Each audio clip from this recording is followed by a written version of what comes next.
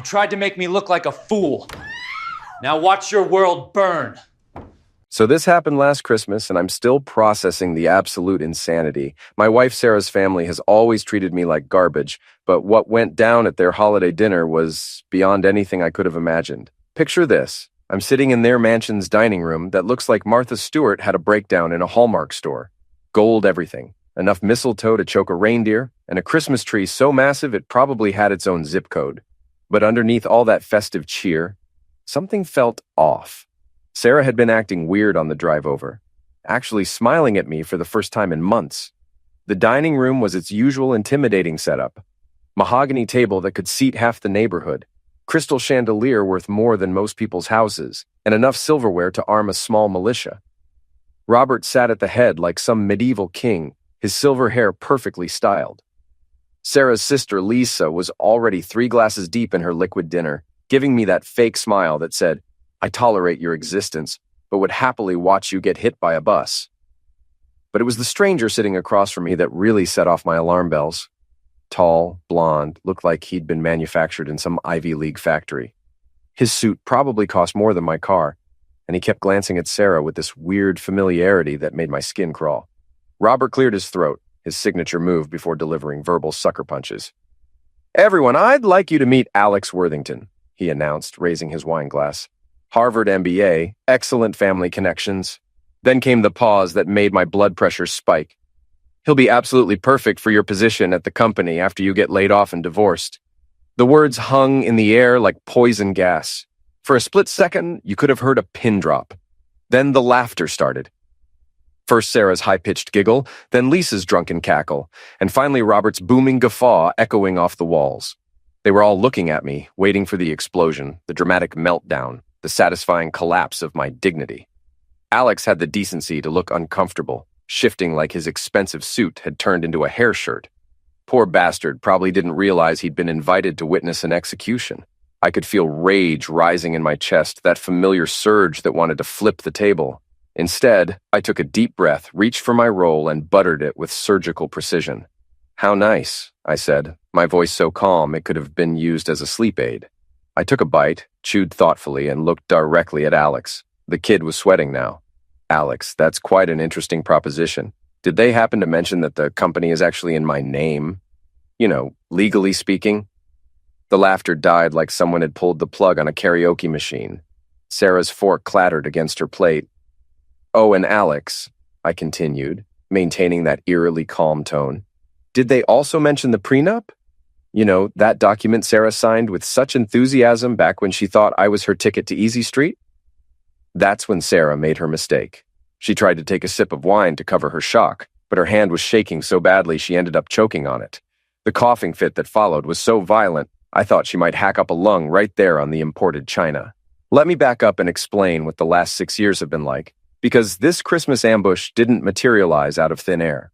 From day one of my marriage to Sarah, Robert made it crystal clear I was about as welcome as a vegetarian at a barbecue convention. He had a gift for making you feel like you'd tracked dog crap through his pristine world just by existing. He perfected this routine where he'd introduce me at social gatherings as Sarah's temporary upgrade, always with that sharp smile. The first time he pulled that gem, I thought maybe it was twisted rich people humor. But no, Robert meant every word. He'd say it at charity galas, at the country club, anywhere with an audience to witness my public humiliation. Sarah would just stand there smiling like he'd complimented her shoes, never once telling Daddy to dial back the a-hole routine. My loving wife had turned parroting Daddy's contempt into an Olympic sport.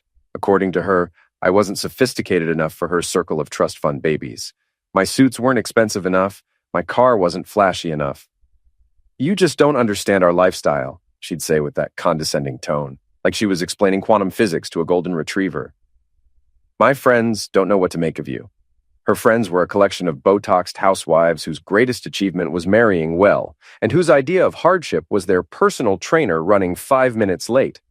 Then there was Lisa, living proof that money can't buy class or the ability to maintain a marriage for more than 18 months. She'd gone through husbands like most people go through underwear, frequently and with minimal emotional attachment. Despite her spectacular track record of relationship failures, Lisa somehow felt qualified to offer marriage advice. You're just not flashy enough for Sarah, she'd slur during family gatherings, swaying like a designer-dressed palm tree. She needs someone with more presence. Right, because nothing says presence like being on your third divorce before 40 and having daddy pay your credit card bills. Here's what really got under my skin. The sheer audacity. These people lived in a bubble of privilege so thick you could bounce quarters off it. Yet, they had the nerve to act like I was the problem. Robert would pontificate about legacy and breeding while treating me like a social experiment gone wrong. The irony was thick enough to serve with a fork. While Robert lectured me about tradition, he was trying to figure out how to get his fingers deeper into my company's pie. He wanted control and figured marrying his daughter was the easiest way to get it. What made tonight different was the brazenness. This wasn't their usual death by 1,000 cuts. This was full-scale military assault, complete with a replacement candidate sitting at their table like some corporate understudy. They'd gotten cocky, drunk on their sense of superiority, convinced they held all the cards. They figured I'd roll over and accept their verdict, maybe slink away with whatever scraps they threw my way. But they forgot one tiny detail. I wasn't some desperate social climber who'd married into their family for access. I'd brought my own world to the table. See, while the family was playing social hierarchy games, I'd been building something real from the ground up. It started with my grandfather's money. Not a fortune by their standards, but enough seed capital if you weren't an idiot about it. While my future in-laws were maintaining their image and attending galas, I was grinding in a cramped office above a Chinese restaurant, learning every aspect of business from the ground up. The company grew slowly at first. Nothing that would make headlines or impress anyone at the country club, but I reinvested every penny, hired smart people, focused on actually delivering value instead of talking about it. While Robert pontificated about business philosophy at dinner parties, I was building relationships with clients who actually mattered. By the time I met Sarah, the company was turning serious profit. Robert saw opportunity and positioned himself as a strategic advisor, but every legal document has my name only. My lawyers made sure of that. But here's what Robert never understood. Legal ownership and operational control are different things. He could strut around the office and impress clients with silver-haired gravitas, but every single share, asset, contract, and intellectual property had my name on it. The paperwork was airtight because I'd learned early that when dealing with sharks, your cage better be locked. Poor Alex was starting to look like a deer in headlights. The kid was fidgeting with his napkin, probably wondering what he'd gotten himself into. Here he was, thinking he'd been invited to some exclusive networking event where he'd schmooze with wealthy elite and land a cushy position. Instead, he'd walked into the family's version of Game of Thrones. Robert had clearly painted Alex a specific picture, sold it as smooth corporate transition where I was some failing CEO graciously stepping aside. What Robert forgot to mention was that this family empire was built on a foundation with my name stamped all over it. Sarah had recovered from her choking incident with all the grace of a cat falling off a fence. Her face returned to its normal entitled pale, and that familiar smirk crept back. My dear wife apparently decided my revelation about company ownership was just some bluff. She leaned forward, fixing Alex with a predatory smile. "Alex, you simply must ignore my husband's theatrics," she said, voice dripping false sweetness. "He's always been prone to exaggeration when he feels cornered." Classic Sarah. Dismiss, deflect. Pretend reality was negotiable with enough confidence and breeding. "Alex has the most impressive credentials," she continued, launching into what sounded like a rehearsed sales pitch. "Harvard Business School, naturally. Graduated summa cum laude. His thesis on corporate restructuring was simply revolutionary, wasn't it, Alex?" Poor Alex nodded like a bobblehead, though uncertainty flickered behind his eyes. The kid was smart enough to sense something wasn't adding up, but not experienced enough to trust his instincts. "And the connections he brings," Sarah gushed, "are simply extraordinary. His family has ties to the most influential investment firms on the East Coast." "Exactly." Sarah clapped her hands like she'd witnessed magic. "Growth capital. That's precisely what we need to take this company to the next level." Robert nodded sagely. "Alex represents the fresh thinking that can transform a stagnant business into a dynamic growth engine." The irony was rich enough for its own wine pairing. Here they were discussing transforming my stagnant business, the same business that had been consistently profitable for 8 years, that had allowed Robert to upgrade his lifestyle and Sarah to maintain her shopping habit. I kept my mouth shut and continued eating, letting them build their elaborate fantasy while I mentally cataloged every word, every implication, every casual insult. They thought my silence meant defeat. In reality, I was giving them enough rope to hang themselves with. The moment had finally arrived. Robert was in the middle of another grandiose speech about our family wealth and how it had expanded exponentially under his strategic guidance. I set down my wine glass with deliberate precision that made everyone unconsciously hold their breath. The crystal made a soft chime against mahogany, and suddenly the room got quiet. "That's interesting, Robert," I said, voice carrying the same conversational tone I might use to comment on weather. "This expansion of our family wealth. Could you be more specific about which assets you're referring to?" Robert's smile faltered for a microsecond. "Well, naturally, I'm talking about the tremendous growth we've seen across all our business ventures. The company has tripled in value since I came on board." "Ah, the company." I nodded thoughtfully. "And when you say our company, you're referring to the business that was incorporated under my name 3 years before I even met Sarah? The one where every single share certificate has my signature?" The temperature seemed to drop 10 degrees. Sarah's fork froze halfway to her mouth. Lisa's wine glass stopped midway to her lips, eyes going wide with dawning horror. "And Robert, when you mentioned the headquarters building, that beautiful downtown office space, you do remember? The deed is in my name alone, right? Purchased with funds from my personal accounts? Financed through loans I personally guaranteed?" Robert's face went through more color changes than a chameleon having an identity crisis. "Now see here," he began, but I held up a polite hand. "Oh, but wait, there's more," I continued. "Those patents that Lisa was bragging about to Alex earlier, the ones forming the backbone of our technological advantage, those were developed by the R&D team I hired, using equipment I purchased in facilities I own. Every patent application lists me as primary inventor and owner." Alex was looking back and forth like watching the world's most expensive tennis match, probably wondering if his LinkedIn profile was up to date. "Even those offshore accounts you've been so proud of," I pressed on. "The ones holding our diversified investment portfolio. Guess whose social security number is on every single account application?" The silence that followed was so complete, it had its own gravitational pull. For years, they'd operated under the assumption that marriage meant merger, that saying "I do" had magically transformed my assets into community property. Lisa was first to break, her voice barely a whisper. But the lawyers said, "Ah, yes, the lawyers." I smiled, and it wasn't particularly nice. "Your lawyers said a lot of things. Unfortunately, they were operating under fundamental misunderstandings about how my business was structured. When you build a company from scratch and protect every asset with separate legal entities, trusts, and ironclad incorporation documents, things get more complicated than your average rich family merger." Robert tried to rally. "This is ridiculous. You can't just claim ownership of everything. There are partnership agreements, investment contracts, signed documents." "You're absolutely right," I agreed cheerfully. "There are signed documents, lots of them. Every single one clearly states that your role in the company is strictly advisory, with no ownership stake, no voting rights, and no claim to assets." Sarah finally found her voice, though it came out 3 octaves higher than usual. "This is impossible. The prenup covered business assets acquired during the marriage." "The prenup covered assets acquired during the marriage," I corrected gently.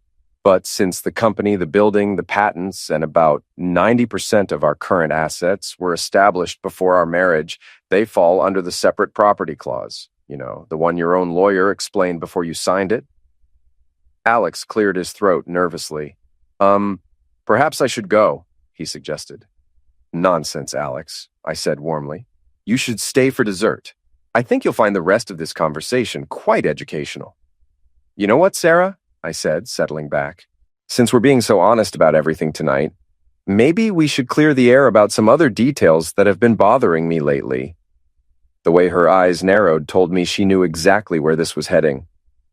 "I couldn't help but notice how busy you've been lately," I continued conversationally. "All those important business lunches, all those afternoon meetings that run so terribly long. You've been practically devoted to your schedule."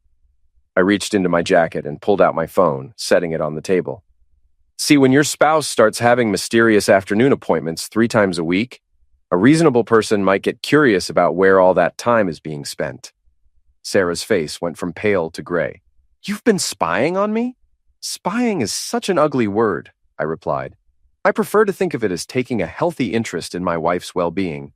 After all, when someone starts spending every Tuesday, Thursday, and Friday afternoon at the St. Regis Hotel, ordering room service for two, and charging it to a credit card linked to our joint checking account, a loving husband might start to worry. The silence was so profound you could have held a seance. Lisa's wine glass slipped and shattered against her plate, sending crystal scattering like tiny glittering accusations. The thing about the St. Regis, I continued, is that they're very thorough with record keeping. When I called to inquire about my wife's frequent visits, they were more than happy to confirm dates, times, and even room numbers.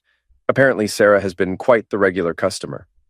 Sarah tried to speak, but only managed a strangled choking sound. And here's where it gets really interesting, I said, pulling up something on my phone. When I started looking into credit card statements, I discovered some fascinating patterns. Not just hotel charges, but shopping trips that always seem to happen right after those long lunch meetings. Very expensive shopping trips. For instance, did you know Sarah has been treating herself to very expensive lingerie from La Perla? Curious choice for someone who's been claiming she's too tired for any kind of intimate relations at home. Sarah finally found her voice. How dare you humiliate me like this? Humiliate you? I laughed, and it wasn't a pleasant sound. Sweetheart, I'm not humiliating you. I'm just sharing some interesting financial data with the family. After all, transparency is so important in family businesses, don't you think? Lisa was now openly gaping at her sister. Sarah, you didn't. Oh, but she did, I confirmed helpfully. 3 times a week, like clockwork. Always the same suite, always charged to our joint account, always followed by shopping trips. I have timestamps, photographs of credit card receipts, and even some interesting text message screenshots that Sarah accidentally copied to our shared iCloud account. If I thought Sarah's face had been entertaining when I dropped the affair bombshell, it was nothing compared to watching Robert's expression as I shifted my attention to him. Robert, I said, giving him my full attention, since we're having such a productive conversation about transparency, maybe we should discuss some of your recent business expenses. The old man's Adam's apple bobbed like a fishing lure in choppy water. He tried to maintain that patrician composure, but sweat was starting to bead. I don't know what you're implying, he said, though his voice had lost that commanding authority. I'm about to lay out very specific facts about how you've been treating the company expense account like your personal piggy bank. The beautiful thing about modern accounting software is that it tracks everything. I pulled out a manila folder I'd been saving for this moment. Let's talk about that wine collection you've been building. According to receipts I have here, the company has purchased approximately $47,000 worth of vintage wines over the past 18 months. I'm sure you can explain why a tech consulting firm needs a wine cellar that rivals most 5-star restaurants. The folder hit the table with a satisfying thud, and Robert's eyes fixed on it like it was a live grenade. Then there's the country club fees, I went on. $68,000 annually for memberships at 3 different clubs, all charged to the company under client entertainment. Fascinating how much entertaining you've been doing at the yacht club, considering we don't have any clients who own boats. Robert tried to speak, but only managed to sound somewhere between a cough and a death rattle. And speaking of boats, I continued, let's discuss that beautiful 42-foot Sunseeker that's been docked in Miami for the past 8 months, the one charged to the company as a mobile office for client meetings. Too bad we don't actually have any clients in the Southeast region. Lisa gasped audibly. Daddy, you told me that boat belonged to the Weatherbys. No, Lisa, the boat belongs to the company. Or rather, it did until about 6 hours ago when I had it seized by the marina and put up for immediate sale. Amazing how quickly these things can move when you have proper legal documentation. Robert finally found his voice, though it came out as more of a croak. You can't do that. That's theft. I'll have you arrested. Theft? I raised an eyebrow, genuinely amused. Robert, you charged a $500,000 yacht to a company expense account without authorization from the actual owner. If anyone's going to be talking to law enforcement about theft, it's probably not going to be me. The implications were hitting him like a series of slaps. Corporate fraud, embezzlement, misappropriation of funds. The charges were stacking up like poker chips, and he was holding a losing hand. But wait, there's more, I said. Let's talk about those consulting fees you've been paying yourself. $30,000 a month for strategic advisory services. Interesting math considering you show up to the office maybe twice a week and spend most of that time playing golf. The explosion, when it finally came, was more spectacular than I could have hoped for. It started with Sarah, who apparently decided that screaming was the appropriate response to having her entire world systematically dismantled over Christmas dinner. Her voice reached a pitch that probably violated several noise ordinances. "This is insane!" she shrieked, her carefully applied makeup now streaking down her face like watercolors in a thunderstorm. "You can't just destroy our family because you're having some kind of midlife crisis. This is our life, our money, our future." The possessive pronouns were flying fast and furious, which was ironic, considering we just spent the better part of an hour establishing that none of it was actually ours, in any legal sense. "Your money?" I asked mildly, which only seemed to fuel her hysteria. "Gloria, sweetheart, you haven't earned a dime in your entire adult life. The closest you've come to generating income was that time you sold your old Hermes bags on eBay, and even then you lost money because you forgot to factor in shipping costs." Lisa chose that moment to join the chorus, her wine-soaked brain finally processing the full scope of what was happening. She started crying, not the delicate tears of a movie heroine, but the ugly, snotty sobbing of someone whose comfortable delusions were being shattered. "But what about the family reputation?" she wailed. "What will people say when they find out about all of this?" "What will people say?" I repeated, genuinely curious about her priorities. "Lisa, your family's reputation is about to be the least of your problems. When the IRS starts auditing Robert's tax returns and the FBI begins investigating corporate fraud charges, I'm pretty sure social standing is going to take a back seat to avoiding federal prison time." That's when Robert finally lost whatever remained of his composure. The man who'd spent years lecturing me about dignity started bellowing like a wounded bull, his face turning purple as spittle flew from his mouth. "You ungrateful bastard!" he roared, pounding his fist on the table hard enough to make the china rattle. "After everything we've done for you, after we welcomed you into this family." "Welcomed me?" I couldn't help but laugh. "Robert, you've spent 6 years treating me like something you scraped off your shoe. You've insulted me, undermined me, and stolen from me, and now you want to talk about betrayal?" Alex finally decided he'd had enough of being a captive audience to this family meltdown. He stood up slowly, like he was trying not to startle any dangerous animals. "I think maybe I should go," he said, his voice barely above a whisper. "This seems like a private family matter." "You can't leave!" Sarah spun around to face him, mascara streaking down her cheeks like war paint. "We had an agreement. You were going to—" "I was going to what?" Alex interrupted, finally showing some spine. "Take over a company from someone who legally owns it? Participate in what sounds suspiciously like fraud? No, thank you. I may be ambitious, but I'm not stupid." He was already reaching for his coat, moving with the kind of urgency usually reserved for escaping natural disasters. Smart kid. He'd probably go far in life, assuming he learned to vet his business opportunities more carefully. With Alex's departure, the remaining members of the family seemed to lose whatever was left of their collective minds. Sarah was alternating between screaming about betrayal and sobbing about her ruined future. Lisa was rambling incoherently about family honor, and Robert was still bellowing about ingratitude and legal action. I sat in the middle of this chaos like the eye of a hurricane, calmly finishing my wine while they tore themselves apart. After years of walking on eggshells around their egos and enduring their casual cruelty, watching them completely lose their composure was surprisingly therapeutic. Finally, when it became clear that they were just going to keep cycling through the same accusations and threats on an endless loop, I stood up and buttoned my coat. The simple action seemed to shock them into momentary silence. "Well," I said, checking my watch with the casual air of someone wrapping up a pleasant social evening. "This has been absolutely fascinating, but I think it's time for me to go. Thank you for such an enlightening Christmas dinner." Sarah stared at me like I just announced my intention to join a circus. "You can't just leave," she gasped. "We need to talk about this. We need to figure out how to fix this." "Fix this?" I smiled, and it wasn't a particularly warm expression. "Sarah, there's nothing to fix.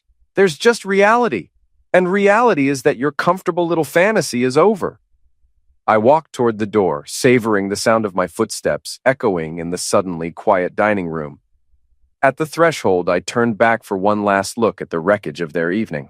"Merry Christmas," I said pleasantly. "By New Year's, you'll be hearing from my lawyers." The drive to my townhouse felt like being released from prison after serving a sentence I'd never deserved. The snow was falling in fat, lazy flakes that turned the city into something out of a postcard, and for the first time in years, I actually appreciated the beauty of it. The townhouse was my little secret, a piece of real estate I'd purchased 3 years ago under the name of one of my holding companies. Nothing spectacular by their standards, just a modest 3-bedroom brick building in a quiet neighborhood where people minded their own business. But it was mine, completely and totally mine. I'd bought it originally as an investment property, but over the past year, I'd been quietly moving my personal belongings there, bit by bit.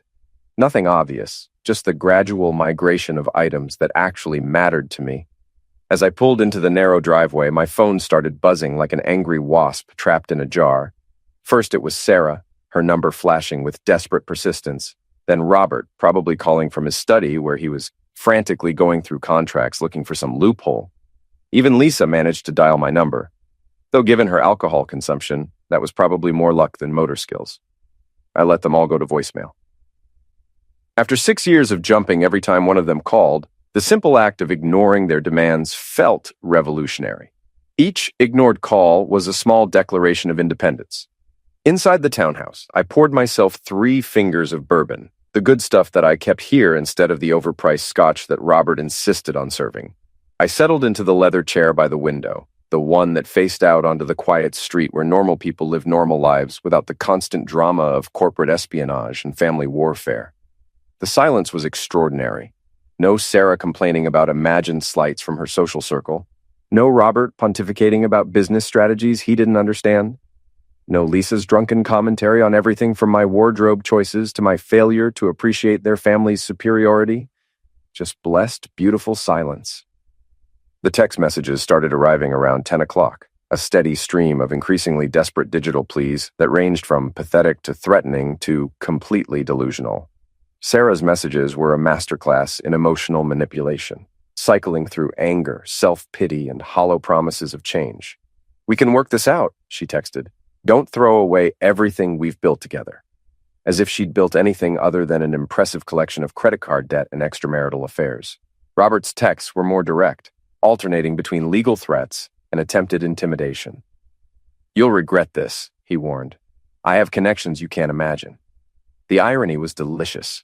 A man whose connections were about to become his biggest liability, threatening someone who just demonstrated exactly how powerless those connections really were.